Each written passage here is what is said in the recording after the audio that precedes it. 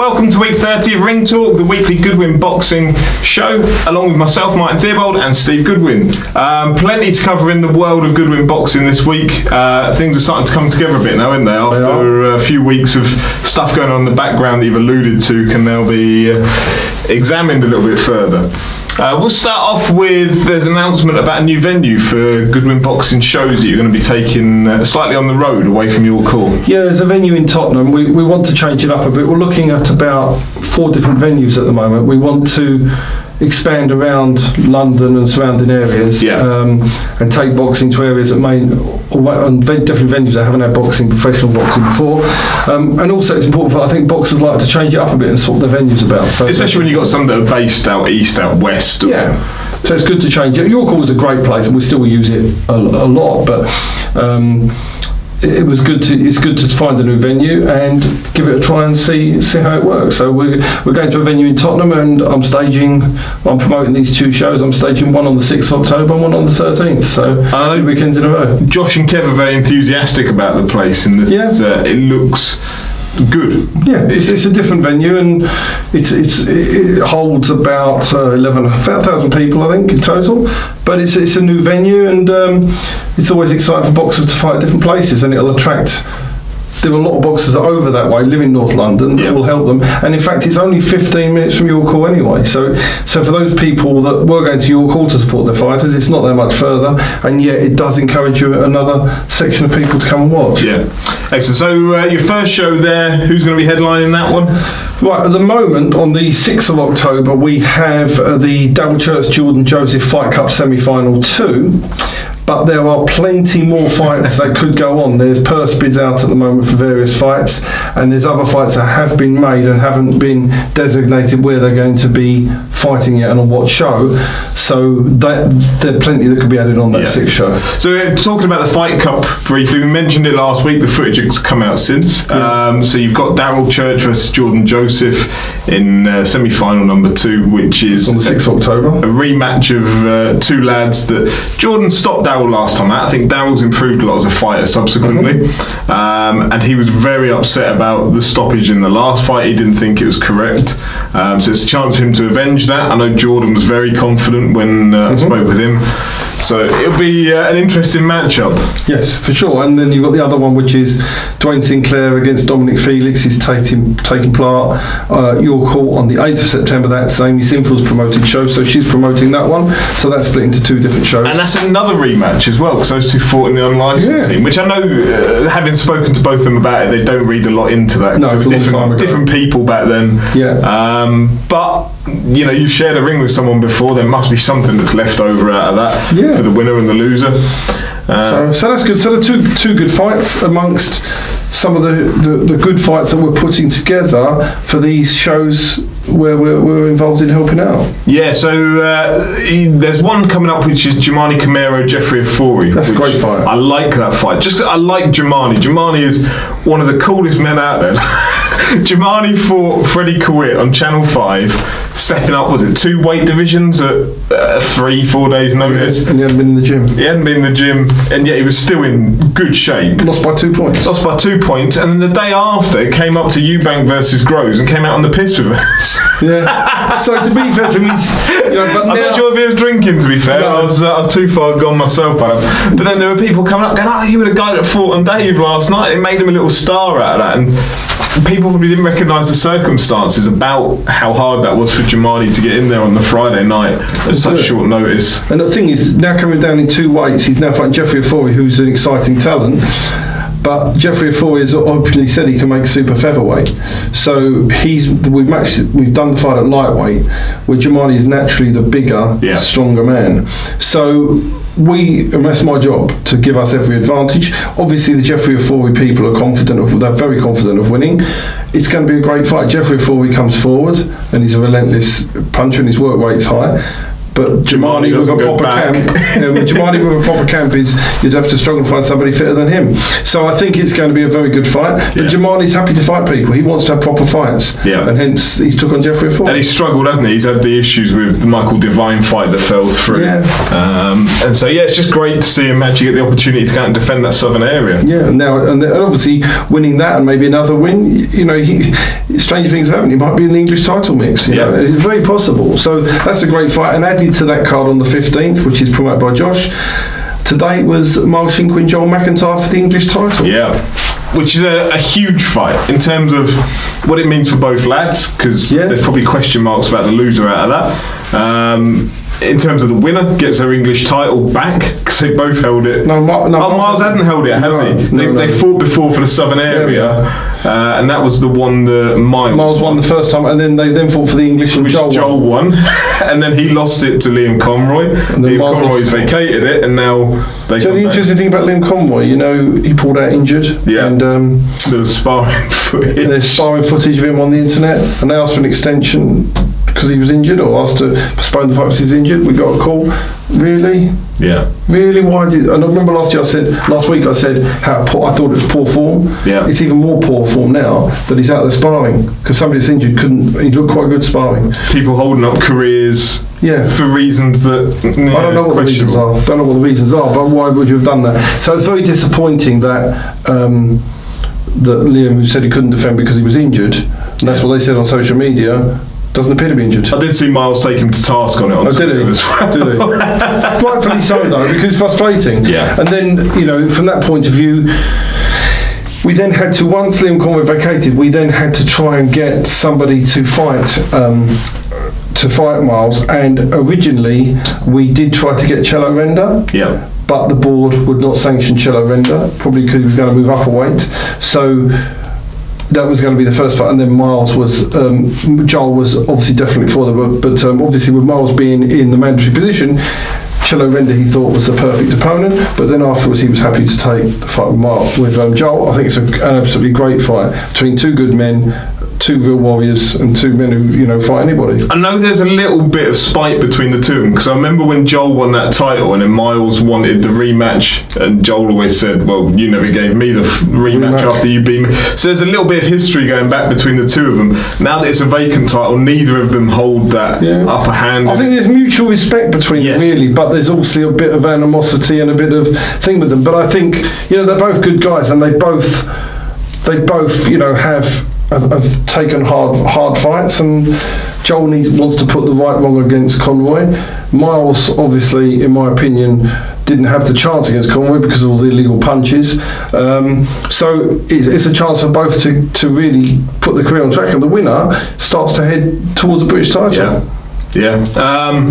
Speaking of the British title, like heavyweights, Frank Buglioni, someone you got coming up this weekend, making his return after the loss to Callum Johnson. Yeah. So this is just a return, get your confidence back fight. Exactly. He's doing his 8-rounder, and he's against somebody that's fairly tough, but it's a perfect comeback fight. Hopefully Frank looks good, and then he can then move on back into the mix of some decent light heavyweight fights. And I think domestically there's some really good fights. He needs to basically restore himself domestically with one or two wins, and then basically can go cracking on there again, I think. Yeah, because you've got a whole list of names. I mean, obviously the Yard one, but we'll gloss over that for now. Yeah, I think we should. Yeah. Then you've got Boatsi coming through. You've obviously got the winner out of Joel and Miles. If it's Miles, it wouldn't be. Yeah, I don't think the Boatsi fight makes a lot of sense. I think Joshua Boatsi is a special talent, and I don't like it. I don't actually like it where you get somebody who's fought as a British champion at British level, then fights the kid that's really on the way out.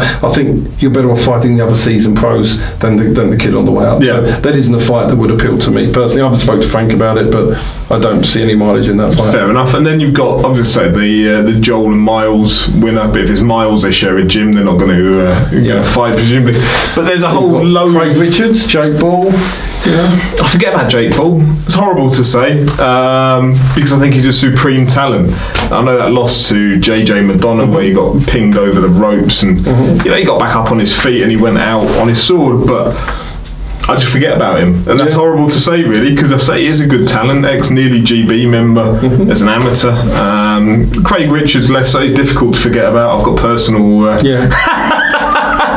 personal background with Craig, but he's a good man, and hopefully he moves himself up. But they're in that third tier of fighters almost at Matchroom that just in the whole shake-up of where the zone is and pay-per-view seems to be the focus over here, those fighters just seem to get lost in the mix a little bit, is my personal view of it. But they'll probably end up fighting each other or something, I would imagine. It makes sense, doesn't it? I think Jake holds a WBA international word. Jake bought Craig, which is a great fight, because I mean Frank basically, I don't think he'll be fighting again before November, December after this. So in the meantime I'm sure they'll all need fights, so it makes more sense to match them together and the best will go on. I think that's the way that I think both Matchroom and Frank Warren are doing now. They're pitching them in together and the best go on. Which is good. I think as a fan, all you want to see is, I'd far rather see a domestic decent matchup than foreigners imported. That might be okay, but I don't really know of them. But it happens to what I consider, with any, not disrespect to them, the top tier ones. The top tier ones don't get that. The Anthony Yards of this world, who are considered top tier, are not getting involved. Tested. They're not tested. But the ones that are below that level we'll put them in, because the TV companies want demand. So it's which fighters they put in and just bunging together. So that's really what I think is going on there. Yeah. So. Speaking of demand, one of the men who's holding that pay-per-view together at the weekend, Dereck Chisora. Yeah. Without that fight, it looks an awful lot weaker than what it is. So Dereck versus Carlos Takam, who we know from the very short notice Anthony Joshua fight. It's not last chance for Dereck, is it really? Because people have said that about him for the last 5 years. Dereck keeps going and going and going. I think he needs to win this. He needs a big win to propel himself back. Yeah. I've got a friend, Terry, who Terry's theory is that Dereck Chisora is being moved into a position where he'll fight Anthony Joshua next year. So is that his theory? It is. I mean, there's that WBA international title now on the line, isn't there? So that will get him a top 15 ranking. There's a backstory where they were both at Finchley as amateurs. It's the kind of thing that they're good mates though. So it's worry about that. Yeah, I can't. Details. I honestly can't see that happening. Yeah. I can't. Speak to Terry Thursday about it. I cannot see that happening. I could see Dereck wanting to fight a Deontay Wilder and things like I can't. Dillian Whyte. I can't see the Joshua. And what you got to remember with this fight is it was Dereck that called out Takam, the Takam fight. It wasn't Takam calling out Dereck, and the bookmakers have Takam odds on favourite to win. Yeah. So I don't think manoeuvre him to Joshua is when you put him in with Carlos Takam where he's underdog. I think if you were pushing him against people he was favourite over, that would be the case. I think it's sink or swim for Dereck. Dereck's asked for the fight. He wants to beat Takam, and yes, Dereck will then get in the rankings. And yes, it was the WBA was Matchroom's choice to put that on the line. So he's going to be in for that. But a lot is going to happen in the heavyweight division, as you can see. But I mean, it is a huge fight for him, isn't it? It could propel him back into that upper echelon, and it'll just be a good fight. We said it before, like two older blokes getting in and having a tear up. It'll just be good. I think it'll be the best fight of the night, because you can see that, I don't know, Dillian Whyte Joseph Parker fight, you can see Parker trying to win it on points and trying to box his way to victory. I'm not sure it's going to be a war as such. I think the Dereck against Takam fight could be an exceptional fight. I think would it be fair to say it's the only fight on the card that I actually think is. I hope that the Parker fight's good, but it doesn't float my boat. I mean, the Dereck Takam fight I think is a very good fight. Yeah. But apart from that on the card, Katie Taylor's got a fairly comfortable win. Yeah. Ben Pino is a good fight, but I think at a level. It's not, is it really? It's not a pay-per-view fight. Ben just wins easier this time, doesn't he? Yeah. So it's an all right fight, but only because last time it was very well matched and very fun. Doesn't mean it was technically a very good fight. It was just, I don't know. It was madness. Yeah. So I think David Whyte against Nick Webb. Sorry, David Allen against Nick Webb. Not for me. And so I think you got two really good fights. You've got the Dillian Whyte, Joseph Parker, which may not end up being as good as it is on paper. I'm just not sure styles will gel, but hopefully it does. And Dereck against Takam. Yeah. So switching attention back to your own lads, Michael Ramabeletsa has been moved into mandatory for the English title, which is held by a certain Josh Kennedy, who they fought before for the same title. When are the purse bids for that? They're due on the 8th of August. And obviously Michael wants that rematch. I'm not sure Josh Kennedy will want that rematch. I think the first fight was contentious, to say the least. People had that scored. At that time I had both lads. Josh has since decided, at the end of his 3-year contract, he decided that somebody else could do a better job than me. It's his prerogative. So far he has only fought in 2 leisure centres, so he hasn't had, his career has not had the progression that I would have thought it was, because I had him, but this is quite interesting, before Josh left I had a Commonwealth title shot for him, which was the Ash Lane fight. But what happened was, at the end of a 3-year contract, if a boxer wins a big title, they have to stay with the manager. So when Josh decided he didn't want that fight, I knew he was going to go. So, but I think that was really bad. Whoever told him that was the best idea in the world, it hasn't worked out. 12 months ago or so. And now he's got Michael again, which was his living nightmare, and his career hasn't progressed. So he's a nice lad, Josh, but I'm not sure. Maybe he'll still feel it was the right decision, but I can't see it. But I think Michael has an excellent chance of winning in that rematch. I mean, there was a wide consensus of the people, not by a wide score, but a wide consensus of people that thought Michael won that first match. Myself included, only by a round or 2. And certainly, the way that he dropped Josh did phenomenally well to get back up, fight on. But for me, I had Michael by maybe 1 or 2 rounds at the time. I mean, if I was managing Josh Kennedy now, I wouldn't take that fight. I probably wouldn't take the fight again. I'd vacate. You'd be tempted to vacate and say, I've done that already, and try and fight. But the problem is, where's he going to go next? So hopefully his new management team have got a good plan for him, because he's going to be in a worse position when he vacates than when he was when I last had him on the verge of Commonwealth title shot. So his career hasn't exactly gone in an upward trajectory. But he's a nice lad, a talented boxer. I hope that he achieves what he needs to achieve, but I don't think he'll be doing that by beating Michael Ramabeletsa. And that's a fight, presumably, you would be quite keen on getting onto one of your shows. 100%. I would be bidding for that. Speaking of purse bids as well, Wadi Camacho, Lawrence Okolie for the Commonwealth title. That's out to purse bids due next Monday. So that goes out to purse bids. But obviously, the complication is that Okolie also has a purse bid out to Matyaskin for the British title. So his situation is a little bit complicated, because he hasn't decided to withdraw from any purse bids, but it's going to be very difficult for him to fulfil both of them. So if you had to second guess, which I guess you actually do, what is Lawrence's plan? Is it if we lose the purse bid to Camacho, we take Askin? If we lose it to Askin, we take Camacho, do you think? Or would they intend on winning? Sure, because what Lawrence has said, if you notice in all the interviews with Lawrence and Eddie, they ignore the fact about the Camacho purse bid. It's as if it doesn't exist. They talk about Askin. So I can only assume that they want to do the Askin fight. But then it would be far easier for them to have withdrawn from the Camacho purse bid, which, again, we've had this with Liam Conroy. It's morally the right thing to do to withdraw from a purse bid if you have no intention of fulfilling it. Because if he doesn't want to fight Wadi Camacho, then let Wadi get on and find an opponent and get his career on track. But all this holding people up, it's just getting on my nerves. I just think it's really wrong for people to do it. We would never do that to another fighter. On anyone, I would never do it. If you're not going to contest it, you withdraw and let the fighter move on. So I think, if it goes to purse bids, I hope Lawrence Okolie wants to fight Wadi Camacho.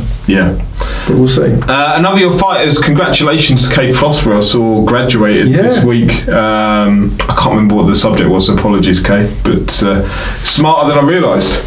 He's a clever boy. He's a clever boy. He's got his masters, and the good thing is when he finishes boxing, he's got a career ahead of him. So he's planning that he's got a job that he's working hard at, but his boxing is sort of half. He's sort of not totally committed while he's boxing, but he's now got something to fall back on when he gives up boxing. And he's in a difficult fight on the 13th of October against Danny Connor. Some brilliant shows coming up. Brilliant shows. I think I said this to you before, off camera, maybe on camera, about there's been a period where you're growing the stable. So some of the headline ones may have gone elsewhere or may have retired. So you have to bring through the next set of fighters, and now you're seeing the fruits of the labour, which will be coming into next season, where you actually get the benefit of all those lads you brought through in big fights.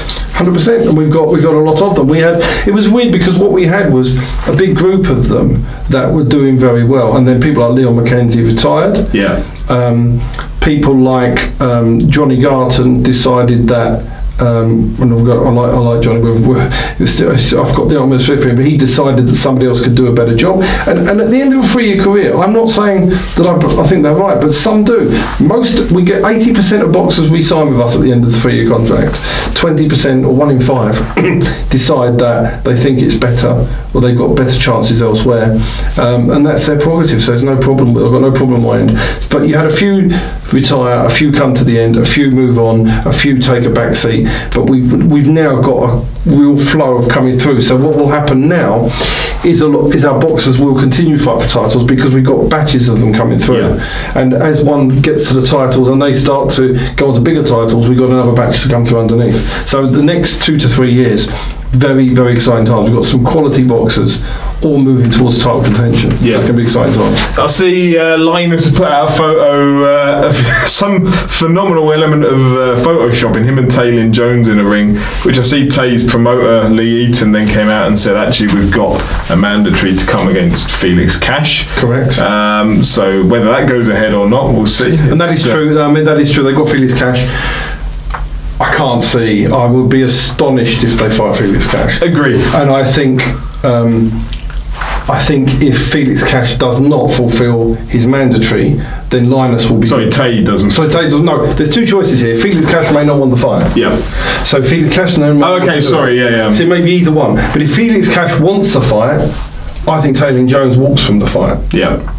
So they're gambling on the fact that Felix won't want the fight. Who's going to blink? Yeah. Lee may tell me I'm wrong and they want the fight, but again, I suppose if he gets Tay's not scared of anybody.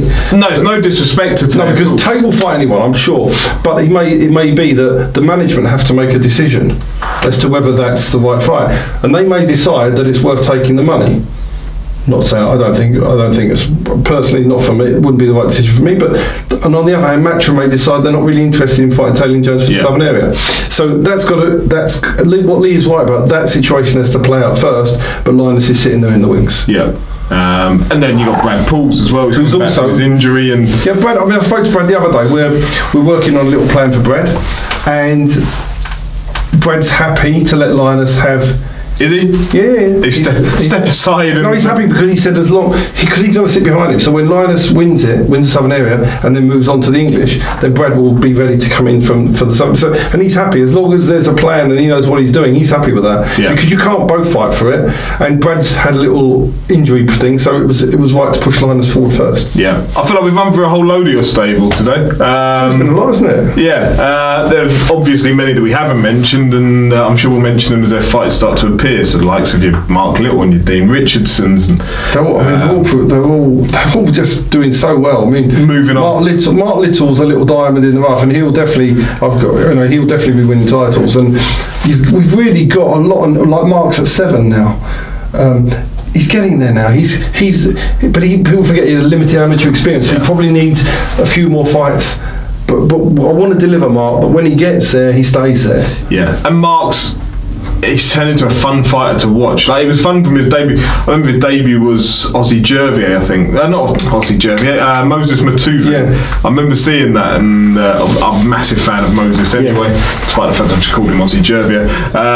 But it was a great, there was something about Mark that night. It was quite fun to watch, and I've enjoyed watching him progress through. Got dropped on the David Hayes show, didn't he? And a hard drop as well, but he got himself up and he dusted it down. He won on points. He's progressing. I think those challenges could well benefit him as he moves forward. And the others that not 5 title shots, Nick Parpa in another cruiserweight. Got engaged this week as well, Nick. Yeah, in Venice. So well done to Nick. Adrian Martin. Yep. Tunji Ogunniya is not that far off from one of my favourites. He's not far off. He's not far from title contention either. Yeah. And there's Dillon in the lightweight division. Dillon's probably the most solid looking lightweight I've ever seen. He's like a square. Like I've never seen somebody with that body form. But he's not far off either. And you know, there's quite a few more that we can run through. So if you look at the various weight categories, you've got an awful lot of talented kids coming through in towards 7, 8, 9. And there's more. There's others that I'm not missing deliberately, but they are Deion, Jumah, Jose Lopes. There's an awful lot of kids that are just 1 or 2 fights behind them. So we've got an absolute load filtering through. So it's a very, very exciting 12 months ahead. Yeah. Just on another note, I see that it's nothing to do with our fighters. They've done a rematch of Siya Ozgul against Mikey Saki. Have they? Yeah. So full credit for that rematch, and I thought the first fight was a good fight. So credit to MTK and Lee for doing that rematch. It was, you know, I think Siya.